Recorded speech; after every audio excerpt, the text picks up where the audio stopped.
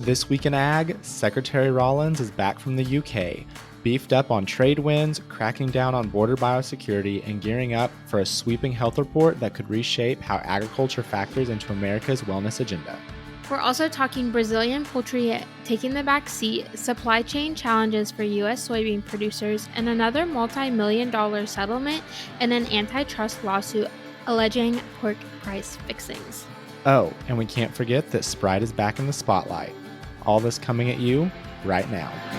I'm Braeden. And I'm Savannah. Welcome to Magnetic Ag Ears Edition. Every week, we break down the top headlines and trends facing food and agriculture. Fast, fun, and actually useful.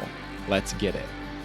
Brazil, the world's top poultry exporter, is officially benched. The EU and China just hit pause on all Brazilian poultry imports after a confirmed outbreak of highly pathogenic avian influenza, or HPAI, in the southern state of Rio Grande do Sul. Brazil supplies more than 5 million tons of poultry meat in 2024, with over 30% of the EU's imports coming from them. That pipeline is now paused, and that creates some ripple effects for the rest of the world. One of the big questions now is how this could impact U.S. producers. Brazil typically accounts for about a third of all global poultry exports. With China out after importing over 500,000 tons from Brazil just last year, there's suddenly a gap in the supply chain. But here's the catch. China isn't exactly turning to the U.S. as a backup. Ongoing trade tensions and HPAI-related restrictions have led China to block poultry from more than 40 U.S. states. So even if demand increases, we may not benefit, or at least not immediately.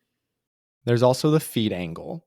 Brazil's poultry sector consumes a huge volume of corn and soybean meal, over 40 million tons of corn and nearly 18 million metric tons of meal annually. If they begin depopulating flocks, that demand could drop fast, which may lead Brazil to increase exports of those commodities instead of retaining them. That could put pressure on global feed markets, particularly for U.S. corn and soybean growers. So it's not just about poultry, it's also about grain and oilseeds. Some countries are accepting regionalization, which means they're allowing imports from unaffected areas of Brazil. But if the outbreak spreads nationwide, the global market disruption could get much worse. Bottom line, this is a critical situation to be watching. Whether you're a poultry, corn, or soybean grower, Brazil's HPAI response could have a global impact. Speaking of soybeans, American Soybean Association President Caleb Ragland testified before the Senate Finance Committee, highlighting the mounting supply chain challenges impacting U.S. soybean producers. First big challenge on his docket, rising input costs. Fertilizer prices have continued to rise nearly 30% since 2022. Equipment expenses also continue to climb, adding financial strain to farmers. These rising costs are squeezing profit margins, making it increasingly challenging for producers to be profitable. Trade turbulence is also top of mind, particularly with China. Despite a temporary 90-day truce reducing tariffs to 10%, U.S. soybeans remain less competitive in the Chinese market compared to Brazilian exports. Brazil now supplies approximately 70% of China's soybean imports, while U.S. exports have declined. How is this going to affect U.S. farmers? In March, China purchased 22.12 million metric tons of U.S. soybeans for shipment throughout 2024 and 2025. China accounts for 48% of the total soybean sales so far, highlighting its importance in U.S. trade. But these trade dynamics are leading to potential 20% drops in U.S. soybean exports if trade disputes aren't resolved. Looking ahead, Senator Mike Crapo of Idaho emphasizes the importance of trade policies that support U.S. agriculture by stating, quote, "Trade has the ability to increase productivity, incomes, and the availability of goods. A majority of what we import each year is reinvested into more manufacturing, processing, and farming activities." From tariffs to towering input costs, soybean producers are stuck at the crossroads of global trade and domestic strain. In other news from the nation's capital, Secretary of Agriculture Brooke Rollins has had a packed week, balancing border biosecurity, global trade, and a major domestic health policy report on the horizons. That's right. Just back from the United Kingdom, Secretary Rollins says agriculture is front and center in a long-awaited trade agreement between the U.S. and UK. Top concessions, beef, ethanol, and pork. She called it a huge win for the American farmer. She emphasizes science based advocacy, especially around UK concerns like hormones usage in beef and chlorinated chicken. Her message: US ag is safe, abundant, and reliable, and the UK desperately needs American ethanol to meet its climate goals. Meanwhile, back home, Rollins made another big call, suspending live cattle, horse, and bison imports from Mexico due to concerns over New World screwworm, a serious livestock threat. The pest has moved within 700 miles of the Texas border, and Rollins says that's, and I quote, inexcusable and unsustainable.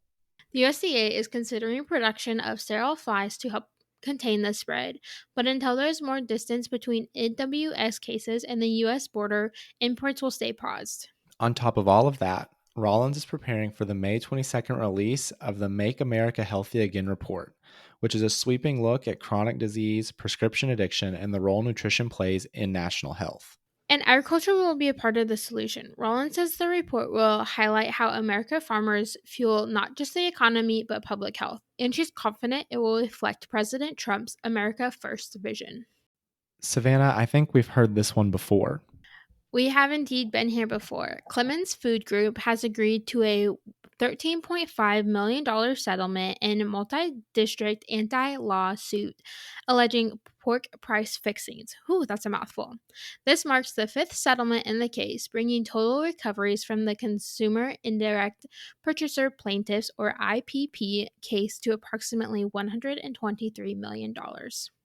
The lawsuit, initiated in 2019, accuses major pork producers, including Clemens, JBS, Smithfield, Hormel, Seaboard Foods, Triumph Foods, and Tyson Foods, of conspiring since at least 2009 to fix, raise, maintain, and stabilize pork prices.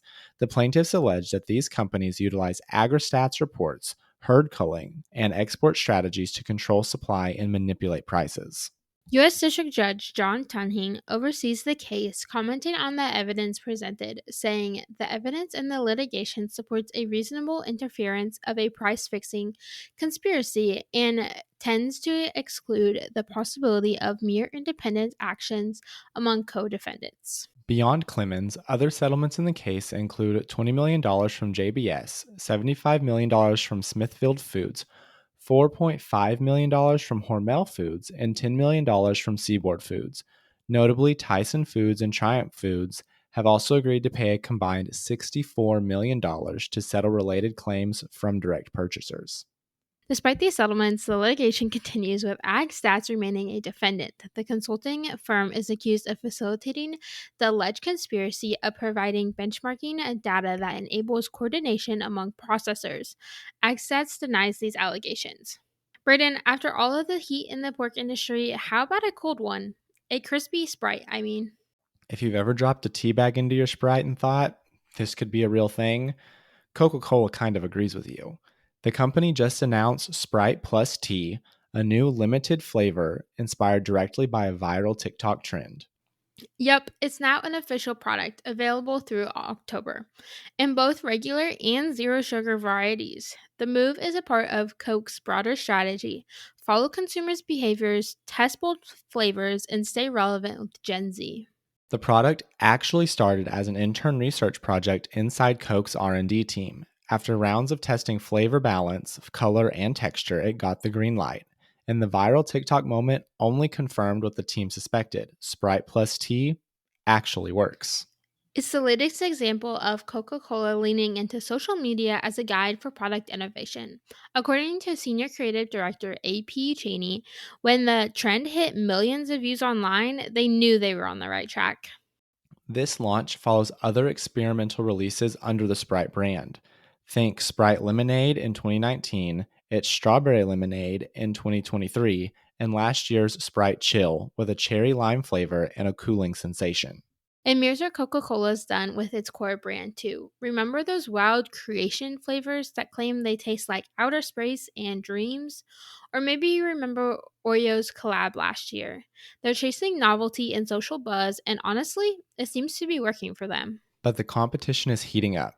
PepsiCo's Starry and Better For You brands like Olipop and Poppy are putting pressure on Sprite to stay fresh, literally and figuratively. And TikTok is proving to be a goldmine for food and beverage R&D. Think back to Kraft Heinz Dip and Crunch Burger sauce combo in 2022, also inspired by another viral post. For brands trying to win with Gen Z, listening to TikTok might be the most valuable R&D lab out there.